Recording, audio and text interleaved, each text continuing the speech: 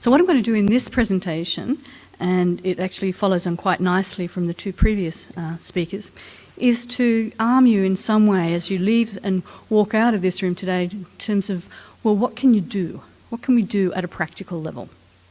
And so should you nod off in this session, fine by me, there's 3 take-home messages for you. And what you should be thinking about when you leave this room is there are 3 action areas that I think all of us who work in the alcohol and drug sector and related areas need to think, can we do something to operationalise issues in the family and domestic violence area? One is in relation to intersectoral collaboration. So what can we do to work more closely with our colleagues who work in the family domestic violence area and or in child protection? Because without that intersectoral collaboration, we're basically hamstrung in terms of what we can do. Secondly, think in terms of policies and systems and procedures within your own organisation and agency. Think top down. What are the policies that you have in your own organisation in terms of screening and assessment? Is it actually part of the protocol for any of the treatment interventions that we offer in terms of identifying whether violence is involved? And even at that really fundamental level, because we've also done quite a lot of work from our centre in relation to looking at children and families. Most agencies don't even collect information about whether their client has children or not. So there are things that need to be done at an agency level. And the third thing is what needs to be done in terms of upskilling the workers and the workforce. What is the repertoire of behaviour, intervention behaviours that our workers need to have to be able to work more effectively around family and domestic violence? You're not off now, they're the key messages. I'll come back to it at the end again. But as we know, that it's a very, very interesting time for us. There's much more focus and attention on family and domestic violence right at the present time than I've ever known. And so a lot of media attention, a lot of activities, a lot of policy change and shift that's occurring, both federally to some extent, but also at a number of state levels. So it's a very, very exciting time for us. But it's also worthwhile thinking about, well, what does this mean for the alcohol and drug sector? And I was giving some thought to this presentation and thinking about the alcohol and drug area. Why is it that we have argued for so long that alcohol and to some extent other drugs, and getting a little bit of media coverage around lots of media coverage around methamphetamine, but in relation to issues of violence and aggression, why is it we've never achieved any kind of real traction about looking at that whole issue about family and domestic violence in relation to alcohol and other drugs? And I'll put to you a personal view that'll be happy to debate it. And some of the things that were, I think, undercurrent themes in both Ingrid and Anne-Marie's presentations were about, we live in a culture that masculine norms about particular kind of behaviour towards women are endorsed. And so it's the underpinning thing. If you're going to change family and domestic violence, you have to address that. That's the hub, that's the pivot point for the whole thing. And then if you think about our alcohol and drug services in that kind of context, our services were developed primarily in the late 60s, early 70s in English-speaking parts of the world. The European context is a little bit different. But they were developed by men for men. They were developed mostly by psychiatrists and mostly for middle-aged, end-stage alcoholics. And it wasn't until the late 70s that we started to develop evidence around early and brief intervention, and the 80s that the client profile started to change. But that has been the tradition. And so the more I look at and think about what is it that we haven't been doing in the alcohol and drug sector and why is it the case that we haven't been addressing these issues, some of it's about our own cultural norms within our sector, which reflect the broader cultural norms overall. So it's ironic that we work in a sector where 2/3 of our workforce are females, 2/3 of our clients are males. And one of the underpinning, distressing and concerning factors for us is family and domestic violence and also the safety and well-being of children and families. And these are issues that have never been on our agenda at all. So some controversial kind of issues there for us to think about. What is it that we're doing and not doing and why that might be the case? So as it's been highlighted already, the relationship between alcohol and drug use and domestic violence is quite complex, tremendously pervasive, but it is quite a complex relationship. And until recently, as I've been saying, relatively little attention has been directed to this issue, and I would even suggest that we have gone out of our way to positively avoid it, on the one hand. On the other hand, my first take-home message about improving intersectoral collaboration, it's actually been very difficult for us to work with the family and domestic violence sector because they have until relatively recently come at the issue from a strongly different perspective overall. And we're quite concerned that if the profile of the contribution of alcohol and or drugs to domestic violence took too much traction, it would usurp the really important underpinning issues, and that is about aggressive male-dominated cultural norms that really do need to be tackled. So we've been at loggerheads to some extent. The work that we've done in the last couple of years, where we've tried to develop collaboratively these guidelines and resources to help both sectors, it's been quite difficult to navigate through. We had to find sets of words, terms, concepts, and a whole paradigm in which we were both comfortable. So that's another reason why it's been actually fairly difficult until relatively recently to get good traction. But that's changed, and I think both sectors now have a better understanding about how we see the world, and we can see common ground and a way to move forward.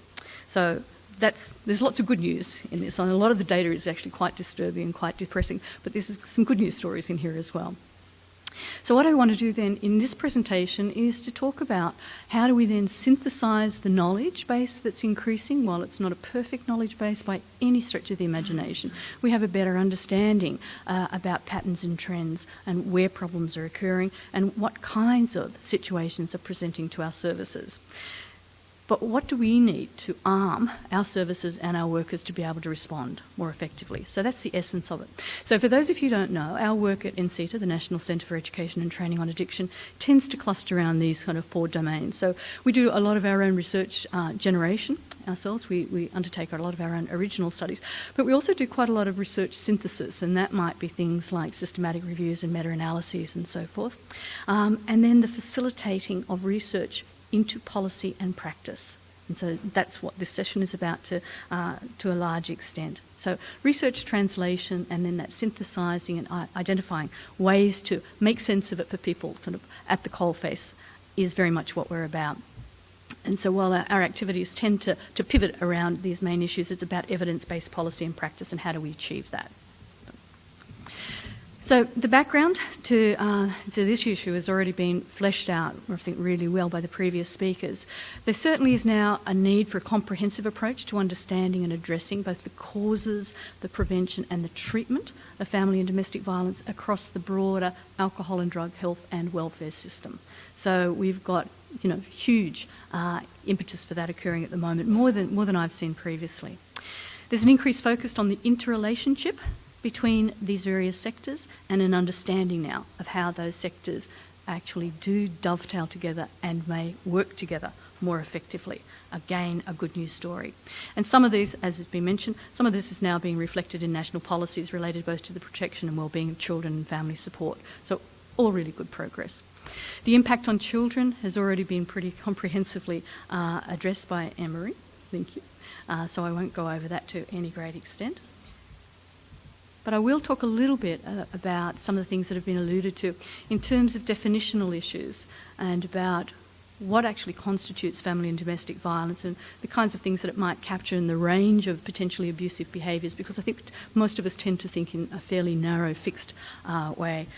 But it also may involve a broader number of individuals rather than simply a male-female couple. It may involve spouses and de facto partners. It may involve partners of the same sex, ex-partners particularly, but also children and siblings, increasingly caregivers and parents, and what we're seeing now in some areas, particularly if you think beyond perhaps alcohol to some of the other substances where there may be violence and aggressive behaviour that directly involve parents and same-sex relationships I've mentioned.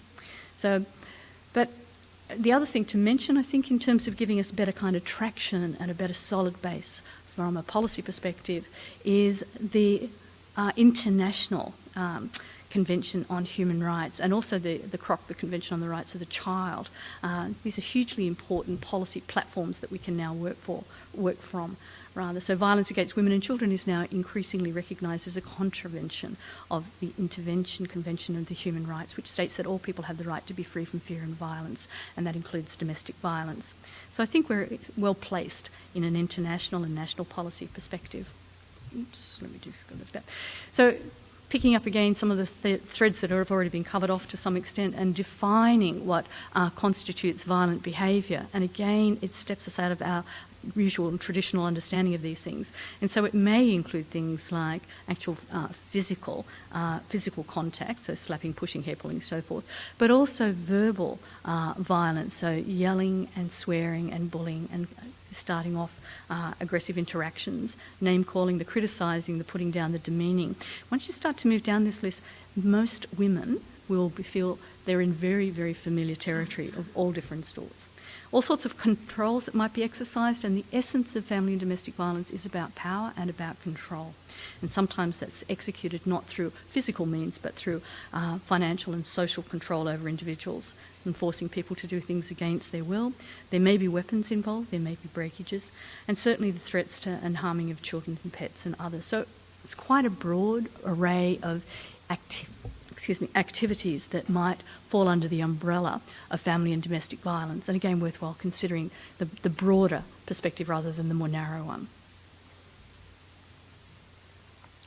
In terms of the forms of family and domestic violence, it can be anything from emotional, physical, sexual, social, financial, and spiritual. And some of the documentation that I'll talk to you about in a little bit, we've outlined this in some detail, and that's all available to you. So, things that are then often incorrectly attributed, or the attributions to family and domestic violence, saying it's a psychological profile, or it's the victim's psychological profile, or it's due primarily to the alcohol and drugs, not understanding that more nuanced relationship between alcohol and drug use and family and domestic violence. It's family history, again as possible excuse factors, and the failure to manage emotions and mental illness and cultural or religious customs and so forth. So there's lots of these explanatory models that are out there that are basically flawed in one way or another.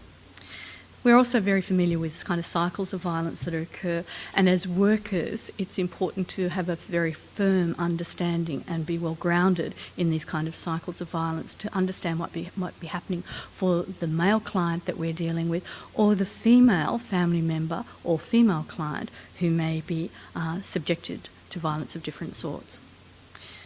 The reason people use violence varies also quite tremendously. Essentially, it's a control exercise, but some believe that they have the right to behave in this kind of way. Some believe that it's about inappropriate, or in some instances, an inappropriate expression of frustration or stress. Some not taking responsibility or making excuses for basically violent behaviour. Some claim it's an inability to retain control, or it's a loss of control. And others try to blame or minimise it and justify the behaviour and use of others through impacts on others. It's important, I think, to also get a really good grasp on who experiences family and domestic violence. Overwhelmingly, 95% of the people who experience family and domestic violence are women. And there's been recent studies done both in Australia and overseas saying that perception has shifted in the last few years alone, with a perception that it may be actually a much larger proportion of men who are the recipients of family and domestic violence. A really inexplicable shift in our perception and understanding while we're trying to really make good progress in this area. So it's quite clearly in the domain of the relationship between men and women, and it really undermines it if you start to deflect the argument in the other direction. So I'll move on a little bit more closely. Important numbers of caveats as we go through this. And certainly not all alcohol and other drug users become violent. It's a statement of the obvious. Some violent behaviour would occur without the use of alcohol or other drugs, absolutely the case. But, as we've seen from previous speakers, the use of alcohol and other drugs can exacerbate or escalate the violence and make the violence worse. Some alcohol or other drug users exhibit violent behaviour where there's previously been no such behaviour, so it might help to instigate violence. So, oops. There we go. I think I put my hand in the wrong spot there. Where's that? And some substances are more likely to trigger violent behaviour, such as stimulants, and certainly that's one of the issues around methamphetamine use at the moment, than perhaps other substances. And that's quite challenging for some of our services. In fact, a colleague in Victoria, who's one of the emergency medicine physicians, saying that it used to be the case previously where they would call the police to help them manage violent interactions with people presenting to EDs, and now it's actually the opposite. Police are bringing violent people to them to manage them and to medicate them. It's just as an aside. Mental health issues can also be an important factor and need to be also considered. The other thing in terms of caveats, and so to getting a balanced picture here, is that some violent episodes may be one-off and don't necessarily develop into long-term domestic violence, but it's that pattern that we're much more concerned about. So in terms of family and workforce support issues, for alcohol and other drug use, family violence often occur together, and the families are often coping with a family member with an alcohol and drug problem, and they can be exposed to violent behaviours, and those family members often become our clients. And the work that's occurred, particularly through family drug support that we've done collaborative work with, and Tony Tringham's group, have really changed, I think, our recognition and understanding of the importance of families and the degree of support they need in a number of ways, and including in this particular arena. So those living with a family member who use alcohol or drugs, and those who are violent, can be a frightening experience for those individuals, and it can feel like walking on a tightrope, which is the name we've given to one of our brochures to give to family members, because there are very few resources to provide to family members in these situations. And I'll talk a little bit more about the resources in a moment. So from a workforce development perspective, what are the implications of all of this for us? So certainly we need better policy and better policy implementation, and I mean that at a macro level, so whether that macro level be at the federal level or at the state level. It's quite important, and the keynote speaker mentioned this morning about sort of outcome evaluations that are occurring, and increasingly will be held accountable to a variety of different outcomes, which is why it's important to have these issues embedded both within our policies and in our funding arrangements, so we're able to work in those areas and account for the activities. If they're not there, it raises the difficulty that the question was posed from the front earlier. How do we account for these things? How do we get funding for them? So we certainly need substantial training for clinicians and staff, and this has been simply a blank area until very, very recently. We need to have an understanding of where universal applications may be required. So what are the things that are applicable for all our clients in all our services? And there are some very fundamental things here, and that's simply understanding more about their domestic profile. We need to know whether our clients have children and families that may need support and help as well, and may be instrumental in the treatment process as well, so that there are some overarching things that we simply haven't put in place yet, but we have made some progress in that regard. We need some decision trees to help us understand when targeted interventions are required and for whom, and we need to have a better understanding of how to help and support families where violence might be involved. So we've identified a raft of these kind of strategies that are required to be put in place, and I won't talk through all of them, but they do range through from policy and practice issues, looking at organisational awareness, understanding the safety needs of many clients, the policies and systems and procedures that need to be in place together with upskilling our workforce. These are all available. So we've put together a number of resources that are freely and readily available to the alcohol and drug sector. The Walking the Tightrope is a small brochure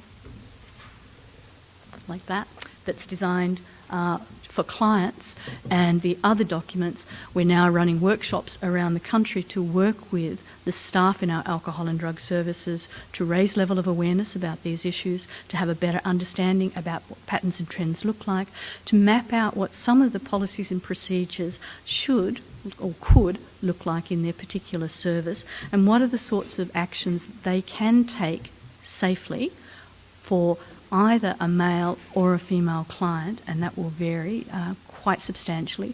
And what are the potential traps in working in this area, and how do we work more closely and collaboratively with our family and domestic violence colleagues, because that collaboration is crucial in this area. So what we've identified is good, on the left-hand side of your screen, there's a range of organisational responses, and there's a hierarchy that we need to work through. There's numbers of things that our organisations need to be thinking about in terms of how to systematically address family and domestic violence and work through those and look at what needs to happen at that level. On the right-hand side, there are the more concrete, specific practitioner responses, and that often involves the upskilling of clinicians in particular ways, identifying what's an appropriate set of interventions or responses, depending on the needs and the presentation of particular clients. But that's not the place to start, and that's often the mistake we make. We often take this sort of bottom-up approach, saying, oh, we'll run some training sessions for workers. You start at the top. Start with the policies and an understanding from our organisations and agencies that we work within. What are our views about family and domestic violence? What are our policies about how we get to know our clients better and understand these issues? And what are the appropriate evidence-based strategies that we can put in place to help tackle them? And so to date, we're probably only just scratching the surface of doing this kind of work. We've created these decision trees, and this gets where you get into really quite complex territory. Once you start to lift the lid on Pandora's box in these situations, if this is the male person who's using violence in their relationship, as demonstrated in this particular flowchart, there's a range of options that workers need to think through in terms of what might be the best course of action to take. And there are sensitive issues, there's difficult issues. And I think going back to some of my initial comments about why is it that we in the alcohol and drug sector have not done very much in this arena previously. And I think also we get caught on the horns of a dilemma. One of the overriding principles within the alcohol and drug sector is one of unconditional regard and non-judgmental care, regardless of what the client may have done or is currently doing or is likely to be doing.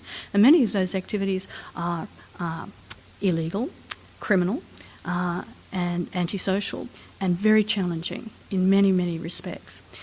But that is the ethos of the alcohol and drug sector. We're now asking people to step out of that role, if you like, and tackle something that is unfamiliar territory to us, because here we're really wanting to work with a client to give advice about how not to use violence in their particular relationships in this disruptive way. So in some ways it operates at odds to the way we've done business for the last couple of decades. And I'm not suggesting we return to the dark old days of confrontational therapy of the 1970s at all. So I might have missed a slide in there. No, that's okay. If I turn for the moment to the needs of clients you might see who are the recipients of family and domestic violence, what we know is that there's a range of very strong and powerful experiences and emotions that mostly those women will have. So powerlessness, self-blame, shame, guilt, embarrassment, anger, fear, hopelessness, and so forth.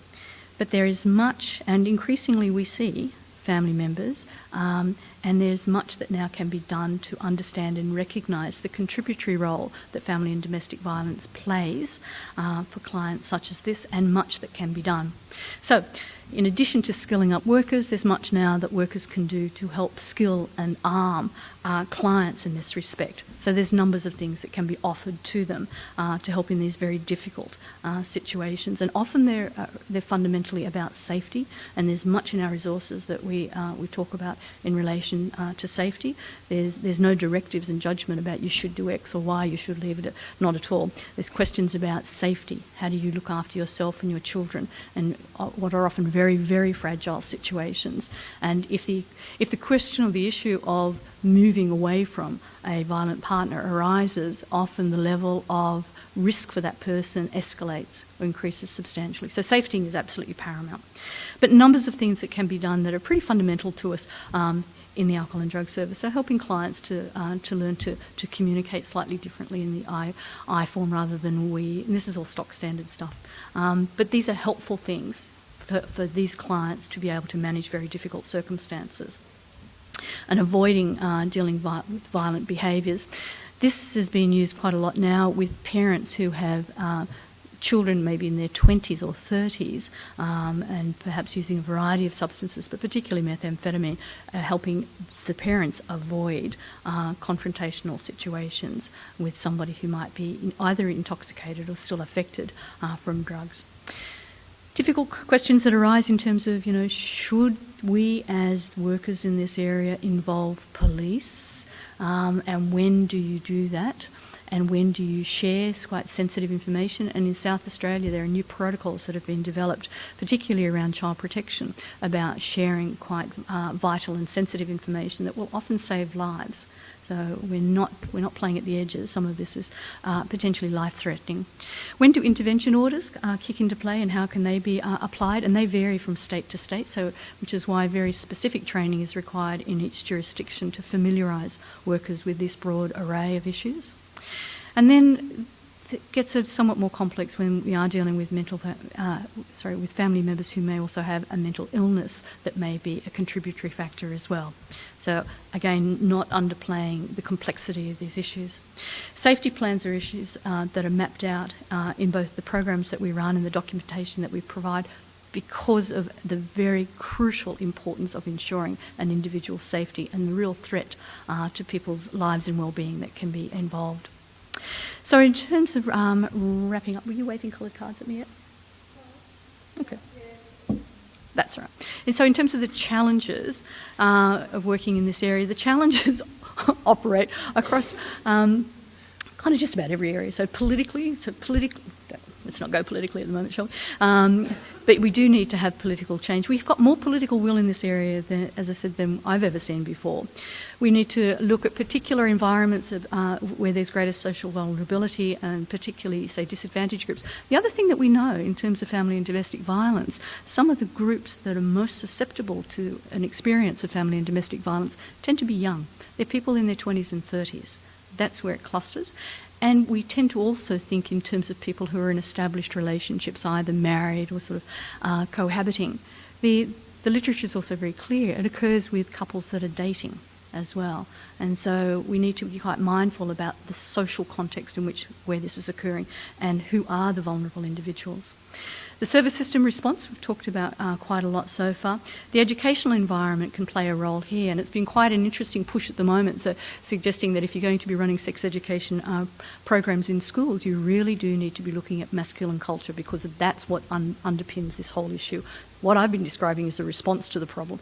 There are things that we can do to perhaps improve and prevent the emergence of the problem by bringing about culture change down the track. Looking at certainly the practice environment and the roles for practitioners and how they can work more effectively with patients and clients. So many areas to be addressed overall. One of the other key challenges that has already been alluded to is the fact that we do work in silos. And so breaking down those silos. And the silos occur in a number of different ways. The silos occur both the way our sectors are configured and funded, the way our programs run, and the things that we're funded to do and the things that we're funded not to do. So understanding the need for softer edges around those silos is absolutely crucial. Dealing with client complexity is something I've already covered off to a very large extent. This is not a simple area. It's not unifactorial, it's multifactorial. There are many issues that we need to be considering, and some of it will be compounded by issues such as mental illness that I've already mentioned, but also things like homelessness, and other severe circumstances. Homelessness and job losses and poverty will really impact quite substantially on the occurrence of family and domestic violence and the resources that individuals may then have to address it in the short and the long term. The range of organisational barriers that we need to work with is absolutely crucial to move forward. So at the moment, we'd argue that we have inadequate access to relevant resources and strategies and training, hence the production of the NCETA materials that I've got here. I've just brought a few. People are welcome to, but they're available on the website address is on the last slide, so you won't be able to see that. But it's all available from the NCETA website for you. The lack of appropriate intake and assessment questions, even knowing how to broach the issue and having it standardised as part of our intake, and perhaps not even at the point of intake because that might be too precipitous. These are very sensitive issues. But at what stage do we raise the issue? How do we raise it, and how do we do it in an established, standardised way? This sector is not even close to addressing that I would suggest, and that's one area where we really do need to move forward to crack this nut. Insufficient interagency linkages has been my recurrent theme here, and limited information exchange between the different sectors. This becomes quite crucial when we start to look at the safety of both families and particularly children, that what we know within the alcohol and drug service is often only a thin sliver of what's actually occurring in the lives of the families and those children. And we know that many severe outcomes have resulted from lack of information across the different service providers. So moving towards better case management that's much more comprehensive is likely to prevent some of those really severe and adverse outcomes, and I mean death in some instances. Ensuring that there's also appropriate treatment plans and goals, and so where there's better assessment and more comprehensive assessment that allows us to fold in these issues, allows us then to have at least the possibility of including it as part of the treatment plan and goal. Until now we haven't been doing that at all. So I had 2 or 3 slides left, but the overarching issue here is how do we achieve this better integration between the family and domestic services and the alcohol and drug services. And my plea to you would be, when you leave this conference, be proactive and go seek out your family and domestic service providers and establish opportunities to get together over a cup of coffee to discuss how our groups can work more closely together. Because it's only by doing these 3 layers of actions that I've outlined, so greatest intersectoral collaboration, improving our policies and awareness at an overarching level within our organisations, and then upskilling our workers and our services, will we be able to move in a concrete way to address family and domestic violence in our society overall. Thank you for your time.